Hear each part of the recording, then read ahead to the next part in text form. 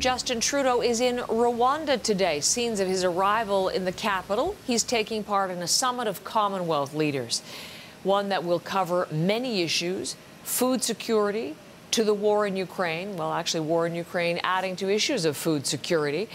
The Prime Minister is expected to appeal to nations in the Commonwealth who do not view Russia as a threat. So the war in Ukraine very much going to be setting the tone for the discussions to follow.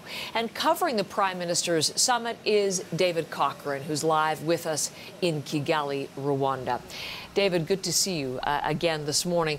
We're going to show some images of how the Prime Minister began his day. A somber note for sure, scenes as he visited the Kigali Genocide Memorial. Could you tell us about that, David?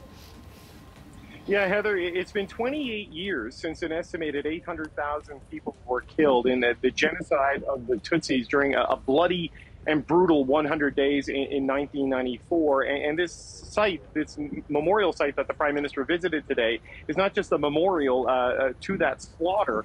It's a grave site. There are concrete slabs there that you can see on the ground in the images, and those are graves. There's an estimated 250,000 people buried there, and there's an obvious Canadian, a strong Canadian connection to this tragedy, in that retired General Romeo Dallaire was the commander of the UN peacekeeping force that was in Rwanda during the time of this.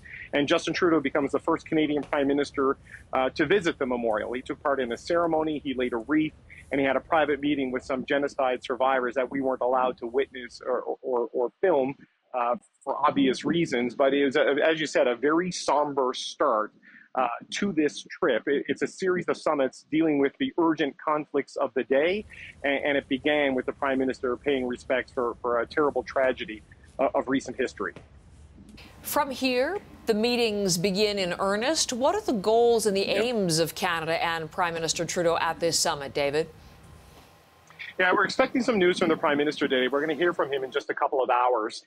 And we anticipate it'll be somewhere around the issue of food security. That's certainly what Canadian officials have been signaling leading up to this. You know, how Canada can bring its expertise, into growing, storage, and shipment of agriculture to help alleviate a lot of the strain that's been created by the Russian invasion of Ukraine. You look at the continent of Africa alone, 40% of its grain supply comes from Ukraine or Russia. Here in Rwanda, it's 63% of its grain comes from Russia, and it's been forced to find alternate supplies since this conflict began. So finding a way to deal with that basic humanitarian crisis of the food shortage, but also pushing it back against some of the narrative the Kremlin has pushed out, that is the Western sanctions against Russia that is causing this. And on that note, the Foreign Affairs Minister, Melanie Joly, announced last night that Canada is upgrading its diplomatic presence in Rwanda, upgrading the diplomatic presence here to a full high commission, in part to push back against some of the Russian and Chinese influence on this continent. You know, and even amongst the Commonwealth, there are 10 Commonwealth nations representing about 2/3 of the population of the Commonwealth, big players like India.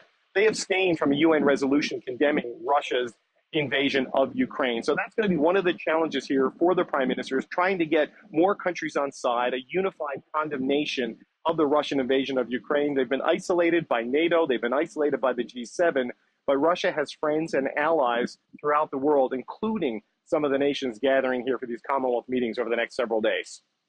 David, thank you. Our first of numerous conversations to come, and we'll look forward to them. David Cochrane from Kigali, Rwanda.